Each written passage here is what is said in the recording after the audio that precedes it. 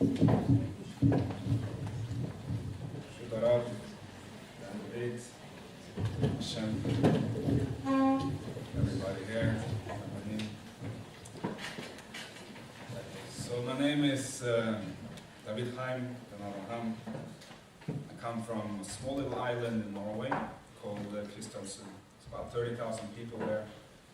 And growing up in a Christian, Pentecostal, charismatic family, I was exposed to Judaism, sort of, to Israel, a love for Israel, but never to their end. I don't know if you know what Pentecostal Christianity is at all, or the circle that I grew up in, and I will elaborate a little bit on these inyanim because we are living in a period of time today where Protestant or Pentecostal or charismatic Christianity has sadly infiltrated itself within the realms of even our circles, coming into our places to teach about Christianity, to try to glorify the picture of something that's so foreign to us, it's so far away from the Emet, from the Torah and from the mitzvot. So we need to understand how far away it really is. Where I come from, and the circles of Christianity that I'm used to, that I grew up with, is really something that's based on complete spiritual ecstasies. That's what people are high on. They love spiritual hype, the instant pleasure and satisfaction of an inner yearning that's for something, but they don't really know what this yearning is for. And this is expressed in spiritual manifestations, and people falling on the floor and rolling around and barking like dogs, literally. And I don't know if you understand anything what I'm talking about, and I'm very glad you don't. But I want you to understand that this is creeping in among us, specifically in Eretz Israel, through what is called Messianic Christianity. Messianic Christianity is a bunch of people which started basically with the Protestants. It's a bunch of people who think they're Jewish. They think that being a Christian is living a life of what is called a fulfilled Jew. That means if you keep Torah and mitzvot and you believe in Yeshu, in Makshemon, that you will then be living a life of fulfilled purpose. So they preferably want Jewish people to believe in the Shtiyot. And this they do today, sadly, in great masses all over the world. You have them here, but mainly the ones who are here in London are not as Jewish in their appearance as they are in Eretz Israel. I was among these people. I had a long derech in my life. I grew up, as I said, in a small family in a small town, and I always had this sense of, I'm going to deviate from the subject, and I'm going back into it with Hashem. Don't worry, my wife will remind me if I make a mistake tonight, she will tell me what I missed out, so then you will have to forgive me. That's a double story. It's a double story, yeah. Baruch Hashem, I also finished the Giyur. I met my wife almost 5 years ago, Baruch Hashem, in Eretz Israel, in Yerushalayim, in Kodesh. And we completed this journey together. We both separately on the derech, and Baruch Hashem, we joined forces and we cleansed ourselves from all the frustration of confusion, and we finished our Giyur here in London. So as a young child, I always felt like I was not where I was supposed to be. I felt like I was in a family that was not my family. It was the strangest feeling. And most kids go through this thing that they feel, oh, maybe not my parents, maybe they adopted me. Maybe I was not supposed to be where I am. Someone made a mistake along the line there, and I ended up in this place. And I felt like that.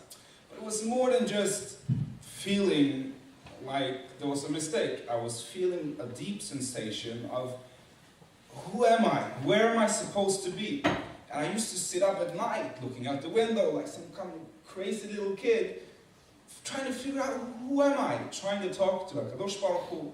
By what I understood was HaKadosh Baruch Hu. But I never came to the understanding of this. So growing up in that system, being introduced to everything in Christianity, with my grandparents, grandfathers, both preachers and establishers of churches. My parents were youth pastors. And the intensity of it all growing up was something I was used to. Then I chose to find my own path in life and try to figure out who I was. And I chose some few years where you call it off the derech, but it's far from lehavdil. It's not, I wasn't on any derech, I was just confused in life. And after some years I decided, no, I'm going to get myself together. I'm going to go to what is called a Bible school. And I'm going to go to this place and I'm going to start learning. I'm going to start figuring out what this really is. So I started doing it. I went to this place close to Oslo. And I started to learn with intensity. It was so intense that I had what you call the Bible with you, with the Tanakh and the so-called New Testament, Christian heretical writings, and I had them with me. Even to go and sit in the bathroom, I couldn't leave it alone. I didn't know the halakha, you can't read it, what can you do? But I didn't leave it alone. And this became apparent in the setting that I was. Now remember, I was in a Bible school. This is an organized Pentecostal system, which was keen on evangelizing,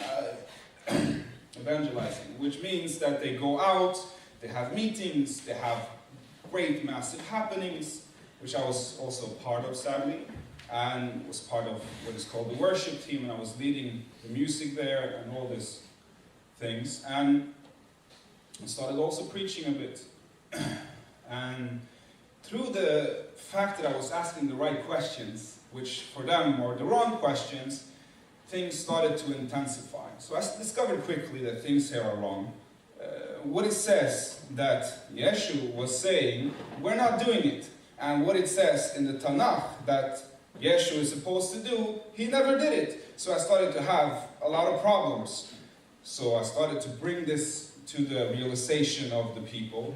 And this was not met with a lot of simcha, to say the least. It caused a lot of problems. And I used to sit and learn, and then they would have these gatherings every single night. And I used to come and give a fiery drasha like this, and put everybody in their place, and then I would leave. And then the next day they would have a class in the Bible school against everything that I said. It was all wrong, this is what we believe in. So it was intensity like this for a while. And I caused a lot of uproar there, Baruch Hashem. Hopefully someone came to realization that something is not right. After a while, I wanted to move on from this place, and I asked them to help me out. I was put to work in a reception rehabilitation center. I was working in reception. People came straight from the street. It's a rehab center for drug addicts, and I used to help out people who came in there and receive them as they came in, and all these things that has to do with that.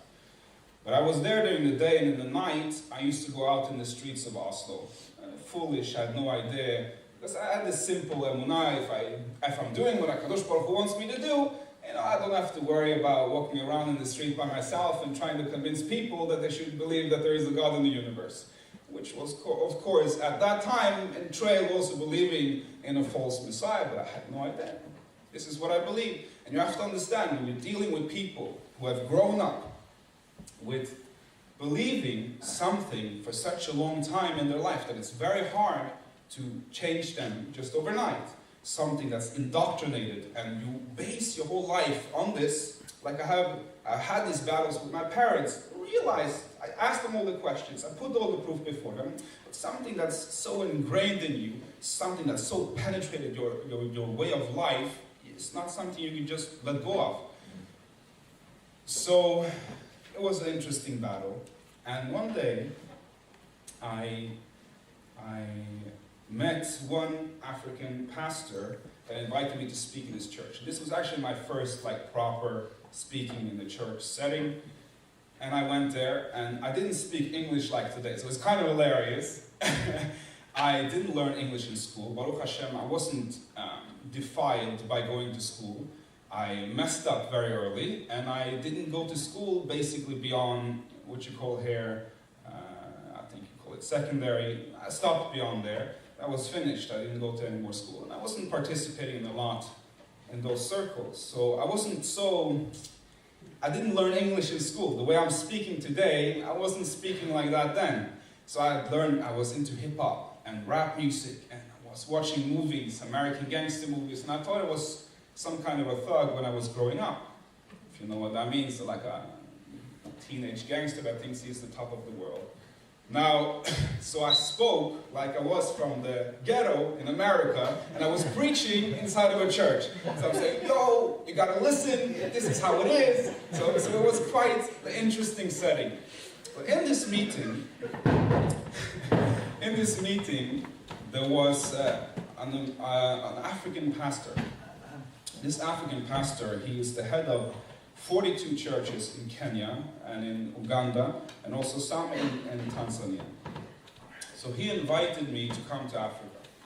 So it was, wow, shocking. He wanted me to go to Africa by myself. Oh, I've done a lot of crazy things, but I'm not that daring yet. It took me about a year. How old were you then? I was about 21.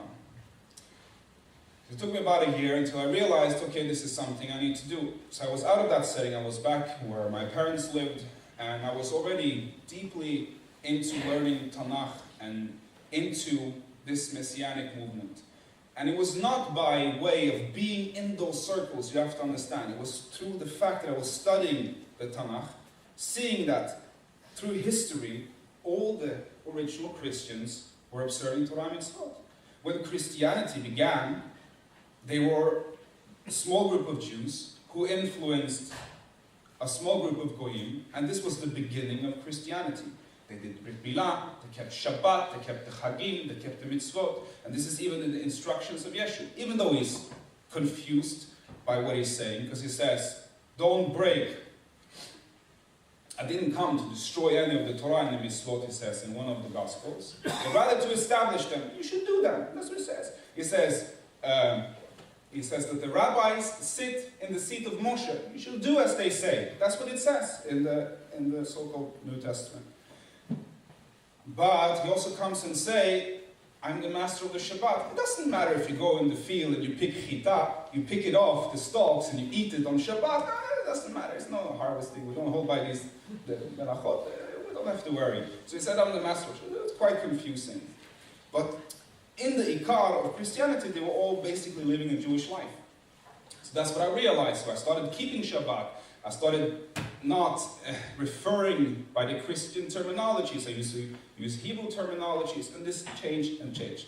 And you have to realize that this is something that's massive today. It's massive. There was thousands of Goyim who look like, talk like, and act like Jews, who keep Shabbat, who have their meetings on Shabbat, who gather not on Sunday but on Shabbat, who do everything that's seemingly Jewish. They talk and act and read and study and do the motions that a Jew does, even though they don't know. And they believe in Yeshua and all this. So there's a big movement of that today. The big problem with that is that a lot of them, they actually think they're Jewish. Something called the Hebrew Roots Movement. And within the Hebrew Roots Movement, there is a feeling of each and every one of them. Each of them belong to a certain Shevet. I'm from this Shevet, I'm from Shevet Dan, I'm from Benjamin, and all of them have this association to the Jewish people. Now all this originated in the Christian writings themselves. Paul writes, who is really the originator of Christianity, he writes that the Jewish people are the three. Sorry, my English is not English. So, the Jewish people are the three. And you, the Christians, are branches that is grafted into that tree. That's what it says in their writing. So they feel like they have this association, that they're living this fulfilled life. And these people are today all over the streets in Yerushalayim and all over the world, trying to convince Jews to believe in Yeshua, because thereby they will fulfill everything that they're supposed to do in life. This is very dangerous, especially for Bachurim who have no idea about these people. They look Jewish, they talk Jewish, They act in every way, but they come with this trick, which is really bringing them into Avodah Zarah. There's no doubt, Christianity in its masses is Avodah Zarah. I know there is poskim who say that it's not, but the majority, the Ben Ish Chai, the Rambam, they all say it's Avodah Zarah. And why is it? Because they hold that something, this person is attached inseparably from HaKadosh Baruch Hu, and has a complete unity with him, inseparable, and you should connect yourself to HaKadosh Baruch Hu only through this person. And that's Avodah Zarah. If you need to connect yourself to HaKadosh Baruch Hu through someone else, even if it's a rabbi, that's Avodah Zarah. That's a big problem. And it's creeping in among us, because we're getting this mentality fed into our mind that we can't really connect ourselves to HaKadosh Baruch Hu without all this aid. But we can.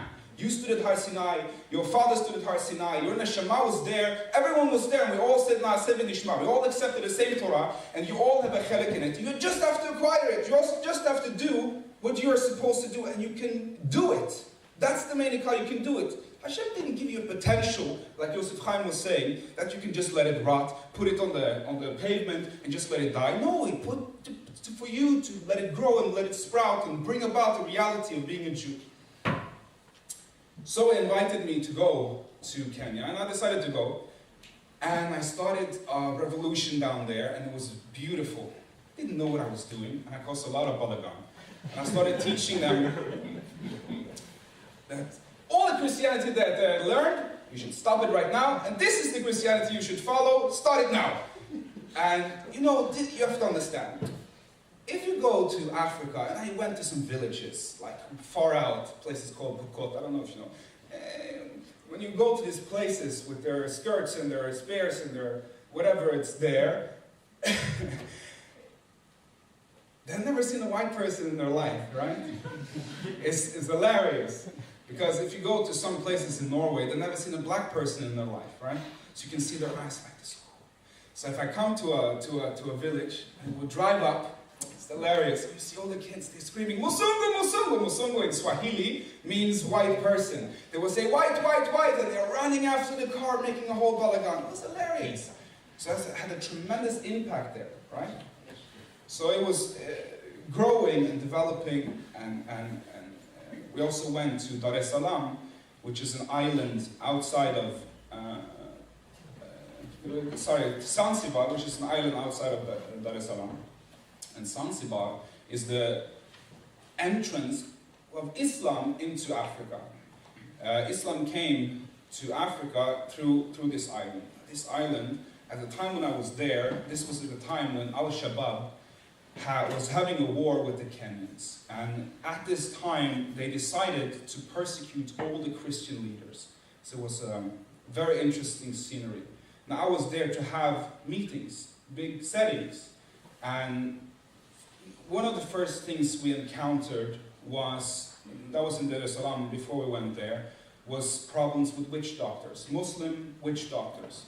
And Dar es Salaam is the main seat in, I don't know if in Islam, but in Africa, in the Islamic world in Africa, that's the main seat of learning the mysticism of Islam, where they practice a lot of dark arts and a lot of witchcraft that's going on there, sadly, a lot of horrible things. And they were resisting me through these things. We had a lot of problems, a lot of struggles, based on the fact that we had this resistance. And I went up and I confronted the house of one of these witch doctors, and this broke down. I'm telling you just for you to understand that there is powers that these people hold by. The Christians, the Muslims, they have dark forces assisting them, especially within the Pentecostal Christianity. There is spiritual forces that they hold by. And that's assisting them, that's helping them and aiding them to bring this confusion to people for them to believe it. This is manifested in spiritual powers by touch, and spiritual powers by visions and by physical manifestations of things. My wife can also testify. She's once been in a meeting in America, in a church meeting, where the preacher is known for causing glitter and gold to appear in people's hands and in their tears. He speaks, and they create, you have to understand, they create a spiritual atmosphere in these places. And this atmosphere causes a lot of emotional turmoil in a person. within that setting, they do certain tricks. Either if it's by something that's in the ceiling that comes down, and people think, because they're within this manipulative situation, that this is something that's occurring miraculously as a manifestation to verify what this person is saying. And because of that, we want to believe him, and we want to follow what he says, and we do whatever he wants us to do. We give him all of our money, of course. That's not lacking in Christianity. Give the preacher all your money. So that's why they're very rich and they're very influential, and they're trying to cause a lot of our Jewish brothers and sisters to fall into this trap. Now, after realizing that all of this was really not going in the right direction, and having a lot of changes happening in me as I was teaching these things and going through these motions in Africa, I went back to Norway and I decided to go to Eretz Israel. I'd been in Eretz Israel. My parents took me there as I was 10 years old, and I was there and I felt an extreme connection to something I didn't know. Something made me feel home. Seeing Jewish people, I don't remember so much of it, but there was a connection. And I decided to go back to Israel, and I want to find a place to learn. But of course, I was looking like, acting like, and talking like a Jew, keeping mitzvot and Shabbat and everything. And no, I didn't try to break Shabbat either. So, but anyway, that portion is already finished now, so I don't have to worry about it. I hope. So I wanted to find a place to learn, and I met with Rabbi Rosh Yeshiva Horowitz, and I wanted to go into what's called Lev Yerushalayim, but he said, since you're a goy, you can only come to the Ulpan and whatnot. But I was too nervous anyway, because I was hiding something. What was I hiding? I was hiding this belief, this indoctrination of the belief in Yeshua. But instead, the Siyata Deshmaya Gadol, HaKadosh Baruch Hu led me to meet my wife there. And together, we moved to Norway, and we continued on our journey. And then I took the toil of the biggest challenge, which was to liberate myself from Avodah Zarah. And today they want to teach it inside of so-called learning centers, and they want to bring about a positive image of something that's so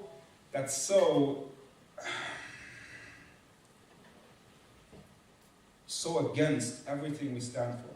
We are Jews, and as Jewish people, we have to strengthen our emunah and to know that there is HaKadosh Baruch Hu, there is Torah Emet, there is Am Yisrael, and we're still alive. Despite everything, despite all the challenges, despite all of the difficulties, we're still here, we're still doing the same Torah, the same mitzvot, learning the same, and we're trying. The main thing for everyone is that we try. It says in the Mishnah, in Pirkei Avot, that is not the result that HaKadosh Baruch Hu wants from us. He doesn't want us to produce result. He wants us to produce effort. All that He wants you to do is that you do your best. Today there is sadly, and the Rav Dessler speaks about it, that sadly the Yitzhak of the generations, that people want to live a comfortable life. We don't need a comfortable life. What's the derech of the Torah? Sleep on the floor, eat some water, drink some water, eat some bread. That's it. Why are we saying this? We're saying this because you don't need all this comfortability. You need Olam Haba. If a person is focused on Olam Haba, your life will be completely different. If you put all your kochot into emunah, bitachon, and havirat shamayim, and focus your daily life, is this negea for Olam Haba? Is this something that will aid me in Olam Haba? That was Rav Steinman Zatzal's mentality the whole time. He was always, is this something that will help me to get to Olam Haba? Is this something that's for that purpose? Now, if we have that mentality all the time, to tell the story of him, that he was flying in America. Niagara Falls is in America, right? He was flying in America, and they took him on a private jet, and one of the guys in the plane said, "Here's the Niagara Falls. Get up and see it. Look, Rabbi, it's amazing. But HaKadosh Baruch Hu is done." He got up from his seat, and then he stopped. And then he sat down, and then continued the flight. He refused to get up. Why? Because he said, I asked myself, is there a purpose for me, for Olam Haba, to see this? Or is it just what I want? I found out there was something I want. Let me sit down. Why do we have to go to such extremities? The reason is, if a person understands, and it's hard for each of one of us, and the more Torah we learn, the more mitzvot we do, we appreciate and we understand it more. The reason is, if a person realizes the value of a mitzvah, the value of everything for the sake of HaKadosh Baruch Hu that you do, everything, even the halacha, like putting on the right shoe first, and then the left, and tying the left, and then tying the right. Even the halacha like that brings you to life in the Olam Haba, to do it right. Not just, oh, stam, that's all I do, and we don't keep Shabbat, chas v'shalom. I'm saying if you do everything with intention, I'm trying to do now a mitzvah for the sake of HaKadosh Baruch Hu, l'shem yichud k'dusha b'richu shechinte, all the time you do it like that, all the time you're trying, not that you're a machine, you're doing it with intention. You want to do your life with intention. You want to learn Torah with intention, not just, oh, I want to learn Torah so I can show people how great I am, and how smart I am, and how clever I am, or just because I want to follow what my parents told me to do. No, you have to understand that Torah is yours. It's not yours by inheritance. It's yours because you have to choose it. Today you have to choose it. Tomorrow you have to choose it. Every day you wake up you have to choose it. Every day you have to realize that this is your job in life. Your job in life is not to drive fancy cars, and if you're blessed with it, may you be blessed to have it for a long time. But the main ikar is not the fancy car, it's not the fancy house, it's not the fancy clothes. The main ikar of life is Torah and Emet and Ulam Haba. If a person has Ulam Haba in his mind all the time, then these trivial things doesn't distract him. It doesn't kick him off. Because anyway, it's all disappearing. What matters is what comes later. And the reality is that whatever a person does now is what it will bring with him. Whatever a person creates in his life now is what the reality in Olam Haba will be. So if your life today is all about you, then in Olam Haba it's not going to be about HaKadosh Baruch Hu. You have to reach a level that everything you do is about HaKadosh Baruch Hu. That you always strive to want to learn, to want to grow. And if you continue your life like that until the end of 120, then when you come to Olam HaEmet, you will always increase, always go on, always be strengthened, always grow, always connect. So Baruch Hashem, I deviated a lot because I feel like the main ikar is not just to disprove something else, it's to prove to us who we are and what the Torah is. So Baruch Hashem, we finished our Giyur a year and a half ago now, Baruch Hashem, and we're trying our best to live this life, to have this mentality. I have a tzedekit of a wife who are doing a great job, and we have two lovely children who are also doing a great job, B'ezrat Hashem Yitbarach, and a lovely community, amazing Rabbanim who have so much to give, so much to share, so much to care for each and every one. And this is the examples we need. We need to look up to our Chachamim, listen to the Torah that comes out of their mouth, not play with the phones when they're speaking. Realize the value of every word that's weighed so heavily in years of learning and connection to Kadosh Baruch Hu that comes out from a simple statement. A simple statement in Torah is not simple. A simple statement in Torah can bring you to life in the Olam Haba. And that's not a simple thing. That's the purpose of your whole existence. So Baruch Hashem, may we all be zocher to life in the Olam Haba.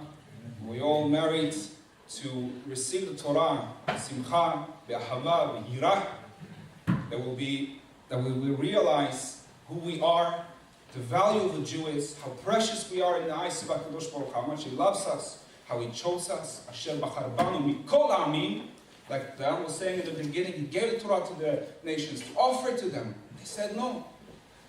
But we chose, and they said Na'aseh v'nishma. And on this Shavuot, let's all say Na'aseh v'nishma again.